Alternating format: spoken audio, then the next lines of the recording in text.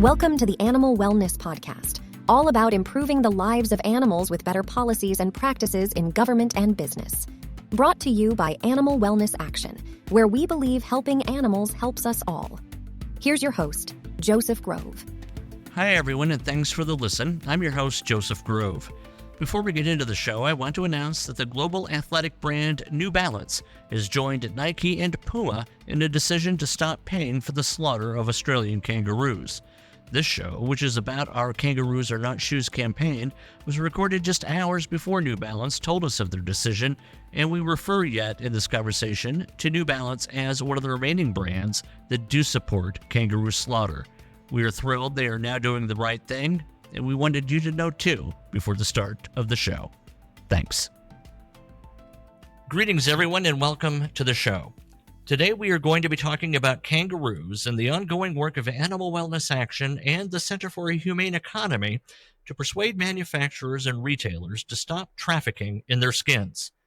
About 1.5 million kangaroos a year are shot, bludgeoned, or left to starve to death or die of their injuries. This occurs because companies like Adidas and New Balance still pay for hunters to head into the Australian wilderness to hunt the animals. The hunters make the kill, the kangaroos are skinned, and the skins are made into soccer shoes for affluent customers across the United States and other parts of the world. Well, that's right.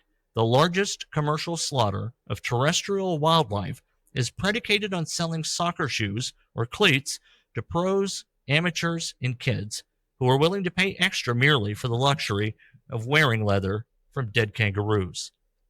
Worse, the slain kangaroos often have joeys in their pouches. The policy for joeys is that they are immediately to be killed, usually by bludgeoning them against the bumper of the hunter's truck. Those who don't meet this fate often escape back into the wild, where they too face starvation, dehydration, or being attacked and eaten by other wild animals. It's a brutal kill for what seems to me an absolutely frivolous purpose.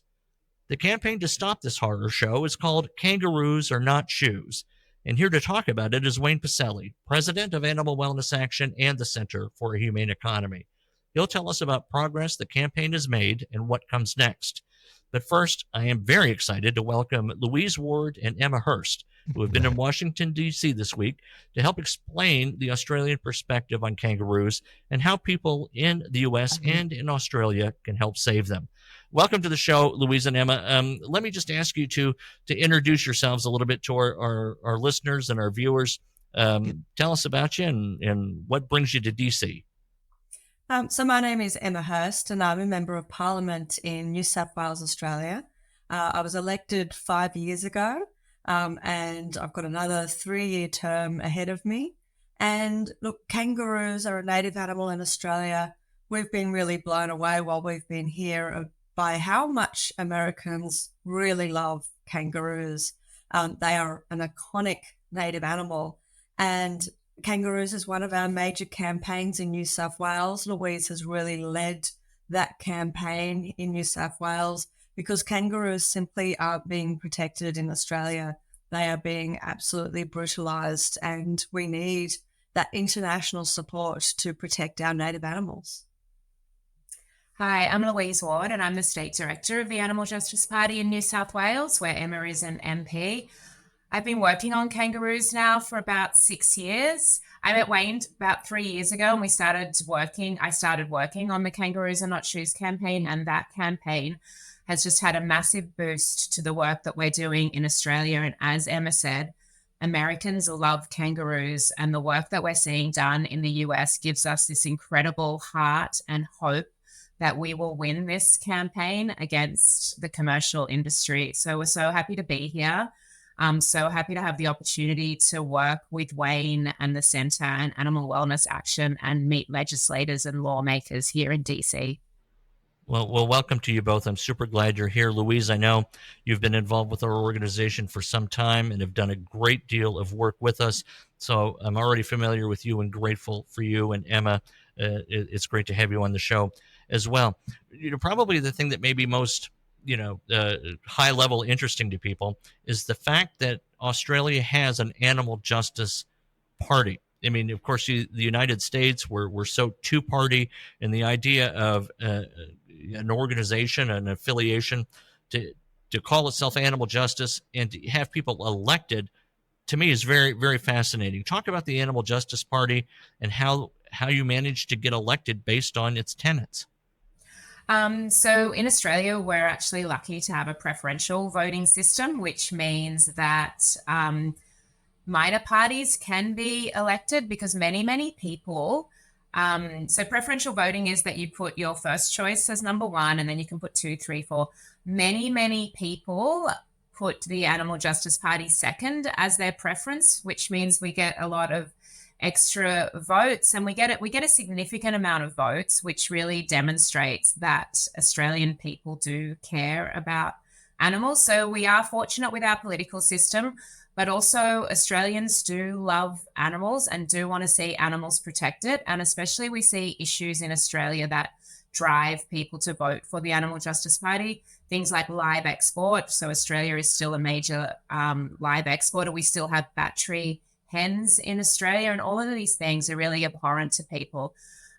We're still really struggling to get the word about kangaroos out because Australians actually don't know what's happening to kangaroos every night in outback Australia. And if the kangaroo issue had the same level of media attention that we see with live export and other animal protection issues, I don't think we would be having a commercial kangaroo industry, because it is hidden and it is secretive, and it is a definite strategy by the government and the industry to keep it that way. And it's so important to be able to have somebody elected into Parliament to represent animals. While we do still have that two-party system where we have two major parties, we have a strong crossbench. And even though you might be a party of one or two people and it doesn't sort of seem like you're going to win that much, we've actually proven that we can win things for animals, and we can get change from within inside Parliament. And the whole crossbench has been effective at being able to do that. And, recently we held an inquiry in New South Wales Parliament into the killing of kangaroos. And that inquiry really exposed what was actually happening in Australia, the fact that there are no proper regulations, that there's no government oversight, that there's no welfare checks, that the government doesn't actually have any idea how many kangaroos there are, even though they're creating these kill quotas. So we were able to really get that information exposed because we've got members of Parliament and we can ask questions. We can try to get further information about the industry that you can't necessarily get from outside. Mm-hmm. Yeah. Now, we just joined forces with a campaign that we're helping lead it to protect certain kinds of wildcats in the state of Colorado, for example. And one of the arguments that we talk about is, people believe that these wildcats are in many cases nuisances or worse, threats. Do all Australians see kangaroos as benign and to be welcomed, or do they have a component of criticism that you need to fight as well? Look, there's definitely a push from certain minority groups in Australia to push this sort of false narrative that kangaroos are a pest species. Of course, they're a native animal. And so there's interest groups that are pushing that message within inside Australia. And that's, of course, is the commercial killing industry. And as well, there's a bit of a push from agribusiness as well, who don't want any kind of native animals, eating crops, for example, and taking away those financial benefits from those crops.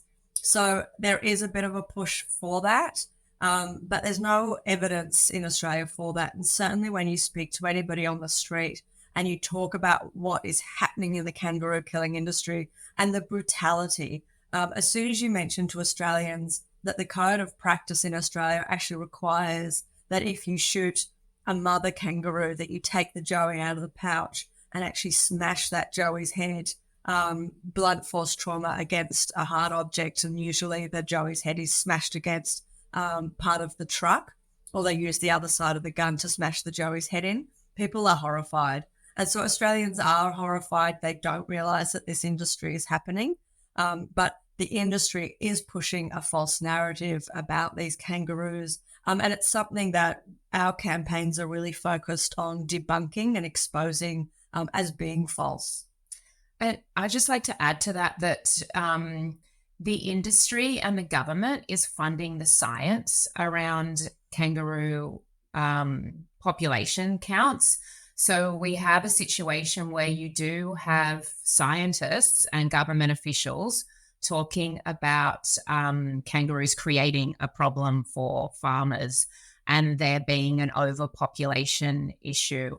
And I do think that we need to have independent science. And one of the things that the New South Wales parliamentary inquiry called for as a recommendation was an independent review by ecologists. And we actually want an independent review by international ecologists that are not bound up with the industry, that are not being funded by industry to do these studies that reinforce, as Emma said, this false narrative around kangaroo numbers and creating the narrative that kangaroos are pests. Kangaroos have actually lived on the Australian continent for 15 to 20 million years. They are what is referred to as a keystone species. They make an incredible contribution to biodiversity through their distribution of seeds, they just eat the tips of grass. They do not take out the roots. The idea that kangaroos cause environmental damage is one of the biggest lies the industry will tell you. And I know that there's studies going on at the moment about the importance of having large herbivores in the environment, especially for climate change and sequestering carbon within the environment and keeping the environment. What's happening is they're removing just millions of kangaroos from the environment every single year. Yeah. So is the government advocating at the behest of various industries? I'm always very suspicious whenever the government gets involved, the whole follow the money thing, right? So an example of this might be, I heard recently, watched a video of a fellow who's developing a company there to make kangaroo this new hot trendy meat. So is the government looking out for the interests of people who may want to further profit from the slaughter of kangaroos? Is that kind of what's going on? Look, I think that is definitely part of it. There is some very powerful companies that lobby the government.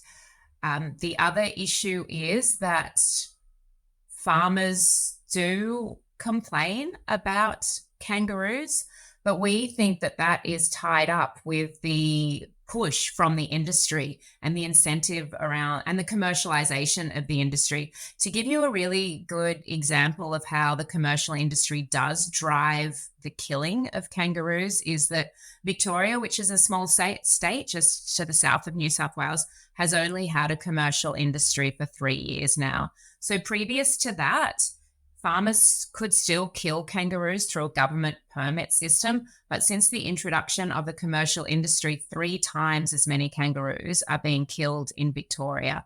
And it is because the commercial industry does drive this killing. Shooters will go door to door, knocking on farmers' doors, asking if they can kill kangaroos. And it kind of creates this, like, you've got a problem with kangaroos, and like science is telling people, oh, you've got a problem with kangaroos on your property. But in fact, farmers that are kind of working with kangaroos and having kangaroos on their property and having wildlife on their property actually improves the overall productivity of their farm. And this is a new movement within agriculture to coexist with wildlife and the benefits that native wildlife bring to the soil, bring to the native grasses and things like that.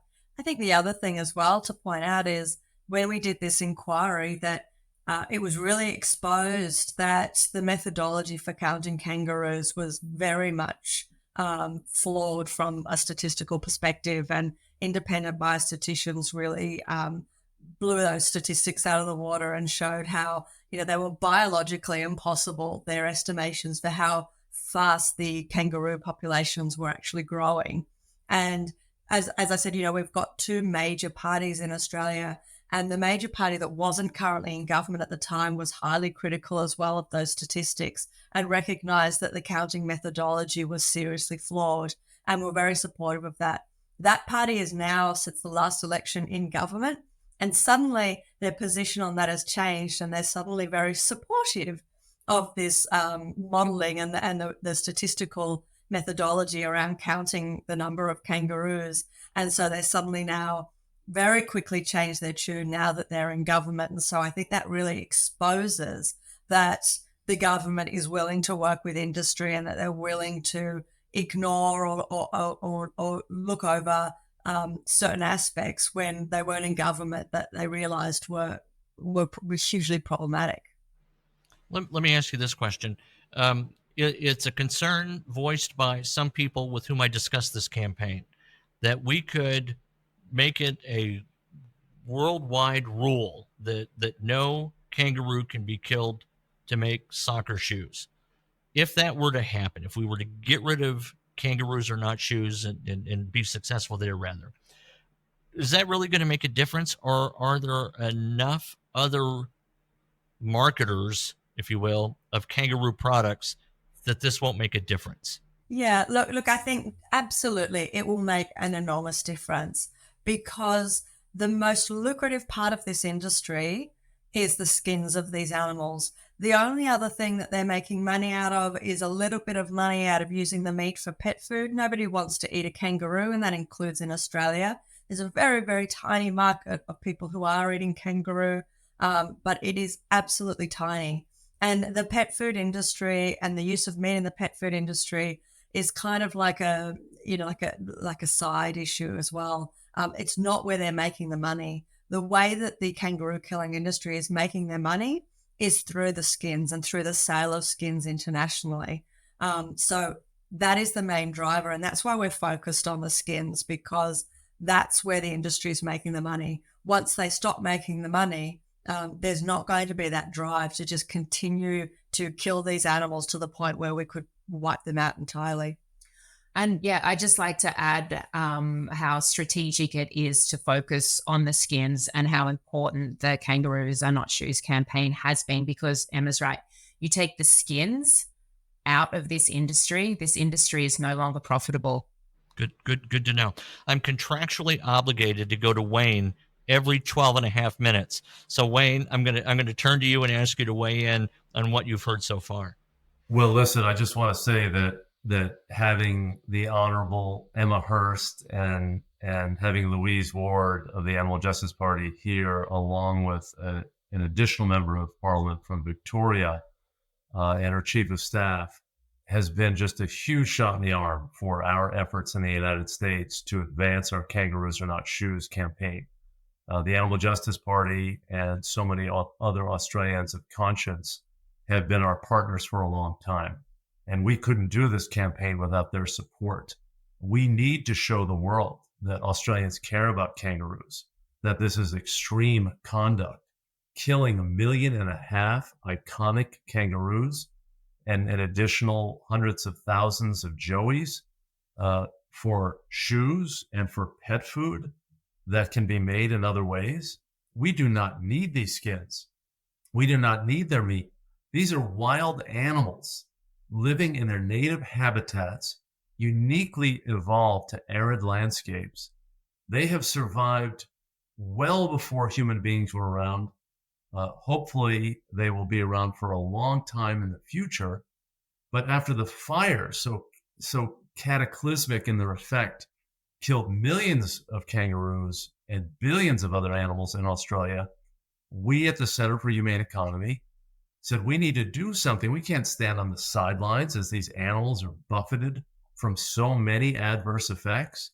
And this intentional mass killing of mobs of kangaroos, communities, families of kangaroos for export from Australia for athletic shoes for soccer playing, the most popular sport in the world, a sport that is played in 200 countries. The global reach of Adidas, Nike, Puma, Diadora, Mizuno, these other athletic shoe companies, they reach everywhere. So if these models of shoes were widely purchased by soccer players throughout the world, we wouldn't have enough kangaroos, in 10 Australias to satisfy the demand. So we're really proud that we've worked with the Animal Justice Party to get Puma and Nike and Diadora to make policy announcements that they are changing their purchasing practices, that they will no longer source kangaroo skins. And we have Adidas as an outlier, an outrageous company that has been fighting us in California for years to try to unwind California's very foresighted law to stop the trade in kangaroo parts. It sued over the state law and lobbied against the state law. And now the leaders in Germany are thumbing their nose at the global community of animal welfare advocates who care about native wildlife and don't want to see cruelty to wildlife and want to see innovation put to use in a practical sense. We did an analysis of the World Cup goal scorers, and we also previously looked at the European Championships. The players who scored goals were not wearing kangaroo-based shoes. They're principally using soccer cleats made from human fabrics, and it's 95% plus among World Cup goal scorers are not using kangaroo-based shoes. This is not necessary. In fact, it's a marginal and extreme practice, really, used in terms of the footwear by a relatively tiny number of elite players in the world. So to me, the moral case is clear. The Australian government and its propaganda is just outrageous. I mean, these are native species. They live on that continent very well. The whole, hype about overpopulation is just a demonizing of the animals to clear a path for commercial exploitation, because they don't want to say that they're so selfish that they want to let these families of kangaroos live on their own. They feel like if they're going to make money from them, they have to say bad things about them. And that's all that's at work here. And to have the Honorable Emma Hurst and to have Louise Ward here and to have the Honorable Georgie Purcell lobbying in Congress these last few days has been just a wonderful, set of meetings and so much good advocacy. And we're going to get this Kangaroo Protection Act done. And we just really ask everyone to join our campaign to get Adidas to stop, to support our Don't Be a Dick's campaign. Dick's is the major U.S. Athletic wear and athletic equipment retailer. And Dick's should no longer be selling kangaroo-based shoes. These companies have to have a conscience. We want to build a humane economy. That's built into our name, the Center for a Humane Economy. And that means that corporations need to act in ways that honor animals, that don't cause them pain and suffering when we don't need to do that. And there's no greater example of gratuitous use of animals than the slaughter of kangaroos for athletic shoes. It's just not necessary. The world's elite players have already shed these skins. Animal wellness action depends on people like you to complete our work. Our recent victories to protect big cats, spare beagles from pharmaceutical tests, and convince Nike to stop killing kangaroos for shoes would not have happened without the financial support of our donors. Become one today at any amount. Visit animalwellnessaction.org/donate to join our fight against animal cruelty of all kinds. That's animalwellnessaction.org/donate. I want to invite listeners to go to kangaroosornotshoes.org. It's a very robust website. You will find links there to, if you're in the U.S., contact your legislators very easily to let them know you are supporting the Kangaroo Protection Act. And you will also find a link to sign our Don't Be a Dick's petition, where we are gathering names and demonstrating to the executives at Dick's Sporting Goods that people care about this. We launched the petition and immediately got close to 10,000 signups through it. So this is a passionate issue, or an issue that sparks a lot of passion. Our recent outbound communications have also done very well in terms of advocacy, some major numbers. So Emma and Louise, I hope you'll be heartened to know that people over here are really embracing this issue. Talk about your reception on Capitol Hill, Emma and Louise. How was the experience different, or was it in alignment with your expectations? I think what really has blown both of us away is the fact that Americans love kangaroos. Every single person that we met with was horrified by the cruelty that they heard about that was happening in the kangaroo killing industry. Every single person that we met with, as soon as we talked about what was happening, as soon as we talked about the truth about what was really happening in this industry, seemed very, very supportive of the campaign, very much on side.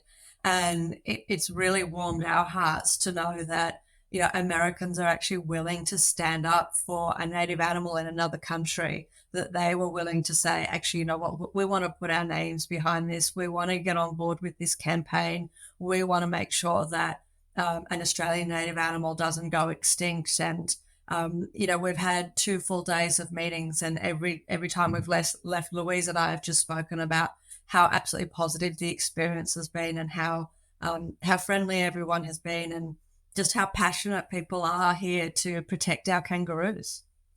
And yeah, I just like to add that it's been a great opportunity for us because we know that the industry is over here, and we know that as well the Australian government has been over here with the false narrative around kangaroos, and actually telling people in Congress that Australians support this industry, and that is a lie. Australians do not support the industry. So it was an incredible opportunity to be able to address some of the myths that the Australian government has been telling people in Congress. And one of those myths is, and you might have heard this as well, Joseph, is that if we don't, kangaroos overpopulate, and then we have a drought, and then they starve. So it becomes somehow this kind of perverse argument that it's best for kangaroos' welfare for them to be shot. And the idea that you would shoot a perfectly healthy animal because they might starve at some point in the future, it is the most ludicrous thing. We do not shoot any other native animals because we might be coming into a drought. The only reason kangaroos are being shot is because they have a price tag on their heads.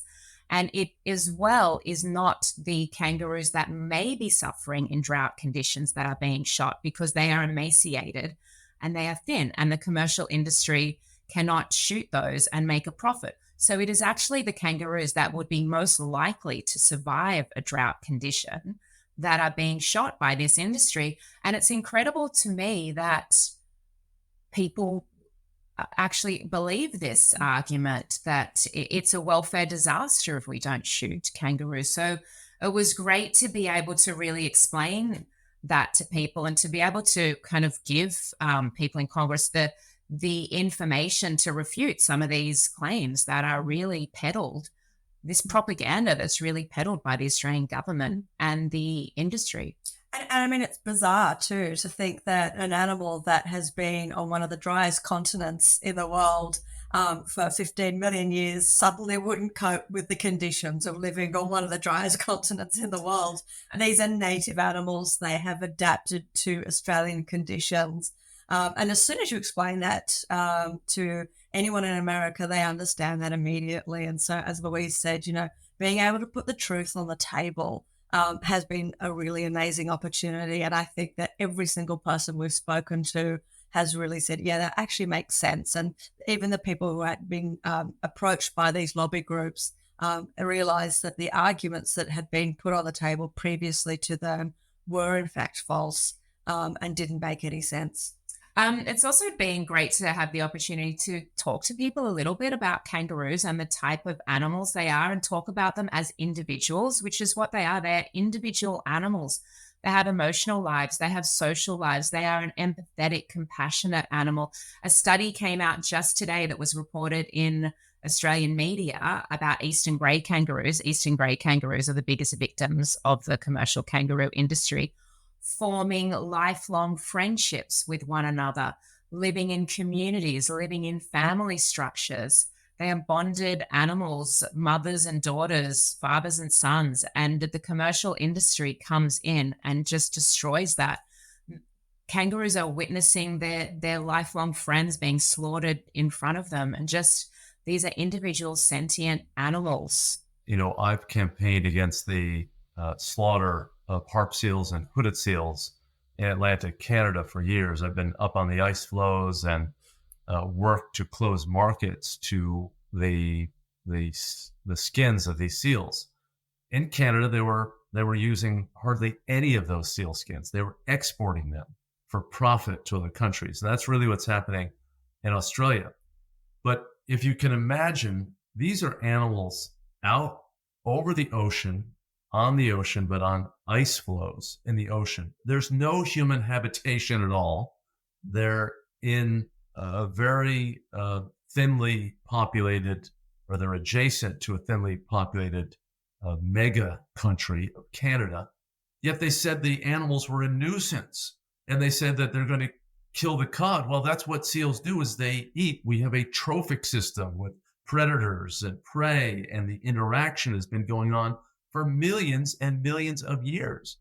How could you say that these baby seals are a nuisance? And how could you say that seals are going to hurt the cod that they've evolved with? It was overfishing. It was commercial exploitation of fishing that hurt the cod. So you see, when people want to hurt animals for profit, they make excuses. They make rationalizations. You know, an old boss of mine, Cleveland Amory, said human beings have an infinite capacity to rationalize their cruelty. I hear nonsense from dog fighters. I hear nonsense from cockfighters justifying their activity. I hear nonsense from trophy hunters of mountain lions who claim that they eat the lions. I would never want one of these people, you know, sitting for my tuxedo cat, that's for sure. But they don't eat these animals. It's just a lie. So many of these things are lies. And really, what they talk about are populations, because they don't want you to think about the individual.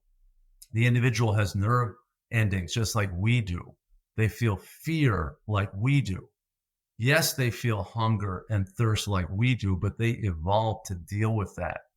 And this is just wrong. And I'm so disappointed that Adidas has been fighting this effort for decades to stop the exploitation of kangaroos, and we're going to end it.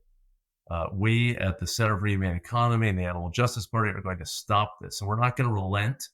And their turn with Donnie Moss has been doing a great job with protests in New York City at flagship Adidas stores, and now Dick's Sporting Goods. We have tried to alert this company to its role in driving the trafficking of these animals. It just all has to stop. It must stop. The arguments about overpopulation and starvation, we hear that a lot too in our wild horse campaign. You know, that's the reason that they want to get rid of the wild horses in the American West is, well, they're going to starve. And I will just say, that's why I always carry a few extra pounds. I don't want anyone thinking I'm going to starve to death and then maybe take me out, Louise and Emma. So if you're wondering. Well, I love it, Joseph. I tell you, you know, it's absurd. You think about wolves. We have 5,000, maybe 6,000 wolves in the lower 48 states. And we have maybe 330 million people, yet we say there are too many wolves. I mean, you could put all the wolves in a tiny little town in the United States, you know, with the same number of people.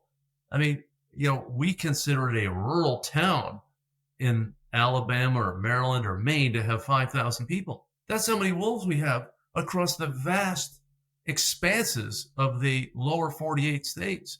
I mean, the warped view and the incredibly inflated perceptions to justify selfishness, to justify this utter contempt for some species, and to clear the way for profits is really the larger issue that we're all fighting against. It's kangaroos one day, it's harp and hooded seals in Canada next day, it's wolves or lions the next day, and we just need to challenge these attitudes that are retrograde attitudes.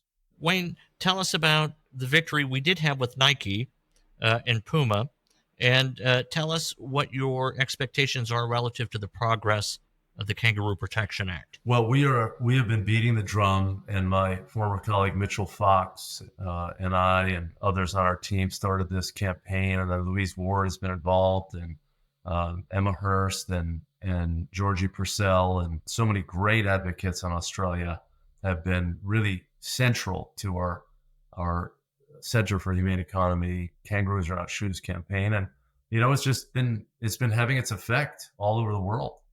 And I believe that arguments matter. I believe logic matters. I believe science matters. And we've got that buttoned up. And there's just no reason for Nike or Puma to have continued this. And they finally took stock of what's going on. They said, we've got other models of shoes that we make with these other much more sustainable fabrics that don't involve any animal cruelty. And they've moved on from it, or they're moving on from it. Adidas, they're still, holding on to this. I don't get it. Their number of models of shoes with kangaroos have decreased. So it's not an all or nothing proposition for us. I think we can feel all good that our campaigning has caused that movement away from kangaroo shoes, but give it all up, Adidas. And Dick, stop supporting these shoe sellers who are marketing these shoes. And in terms of the Kangaroo Protection Act, it's just a really important signal to Adidas and to these other companies that we're going to stop this trade. And it's not just the Kangaroo Protection Act in the U.S. Congress. It's the Kangaroo Protection Act in Vermont and Pennsylvania and soon to come in Maryland. And it's in Oregon, and it's going to be in Texas, and it's going to be in Florida. We are not going to relent. And these companies depend on American consumers, and American consumers are saying no, and now more and more lawmakers are saying no. Louise and Emma, final thoughts. What would you like to leave your U.S. listeners to know and to think about? Look, we work with a number of kangaroo advocates across Australia, and we work with wildlife carers and rescuers and scientists, ecologists, campaigners. And we have always thought that the commercial kangaroo industry would be shut down by other countries. We have always thought that because it's very hard for us to get the message through in Australia. But we know when we speak to Americans and through the work that we've done with Wayne, it is the most critical thing. If this bill is passed in the US, even having the bill introduced into Congress is a huge benefit for the campaign that we're running in Australia. And to have Australians understand, actually, people in the US, when we talk to them about what's happening with kangaroos, their hearts are breaking. And I think that it's just incredibly important, this effort from the US and from the American people standing in solidarity with us for kangaroos.